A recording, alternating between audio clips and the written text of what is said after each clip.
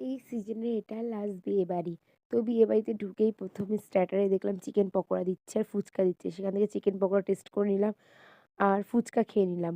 তারপরে ঘুরে ফিরে বান্ধবীর সাথে ফটো তুলে কিছুক্ষণ ওয়েট করার পরে বসে গেছি মেন কোর্স খেতে। তাই ভিডিও করে দিচ্ছে না কি করছে ভগবানই জানে। বসার সাথে, সাথে কিছুক্ষণ ওয়েট করার পর থালা, টিস্যু আর জলের বোতল দিয়ে গেল। পাতে পড়ে গেল ফ্রাইড রাইস আর ভেজ ডাল। সাথে ছিল বেগুনি, গরম, গরম বেগুনি। তো ভেজ ডালের সাথে অনেকদিন পরেই বেগুনি খাচ্ছিলাম। ভালোই লাগছিল খেতে। কম্বোটা দিয়ে খাওয়ার পরে আমি আরেকটুকু রাইস নিয়ে নিয়েছিলাম আর দিয়ে গেল স্যালাড।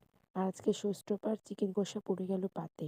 তো লাল লাল ঝাল ঝাল গরম গরম চিকেন কষাটা খুবই টেস্টি ছিল। দেখো আজকে আমার পাতে এটা পড়েছে তেলে পিস। তো সেটা দিয়ে খাওয়া শেষ করতে না হতেই দিয়ে গেল ঘষা আমের চাটনি, পাঁপড়। সেটা দিয়ে খাওয়া হতে না হতেই পাতে পড়ে গেল ২ রকমের মিষ্টি। তো আজকের মতন ভিডিওটা এটুকুই। ভালো লাগলে লাইক, কমেন্ট, শেয়ার করো। আর পাশে থেকো। আজকের মতন টাটা, বাই।